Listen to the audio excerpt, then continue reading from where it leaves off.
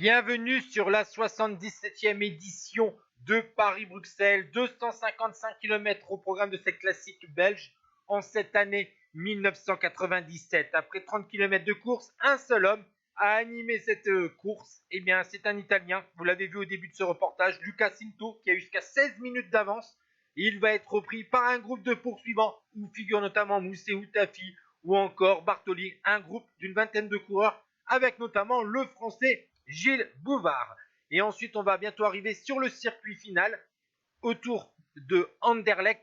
Et là, c'est Axel Merckx, le coureur belge de la formation Polti, qui va accélérer à plus de 20 km de l'arrivée. Il sait qu'il n'a pas une excellente pointe de vitesse, alors il tente dans les petits reliefs autour de Bruxelles de s'isoler et d'essayer d'aller jusqu'au bout. Malheureusement, il va être avalé, puis c'est Mousseau, Bartoli, Chiandri, Plancart et Celestino qui vont se porter à l'avant de la course. Et on va arriver dans les rues de Bruxelles où va revenir d'autres coureurs avec notamment Alessandro Bertolini qui va sortir dans le dernier kilomètre, l'équipier de Bartoli de la formation MG Magnifico, vainqueur de la deuxième étape du Tour de Sardaigne et vainqueur de la première étape de la bicyclette basse 96. Et bien il va signer sa troisième victoire professionnelle en s'imposant avec quelques mètres d'avance sur Andriy Schmil qui était revenu dans le final. Tafi, Bartoli, Ferrigato, Boscardin, Gotchenkov, Plancart, Mousseau et Célestin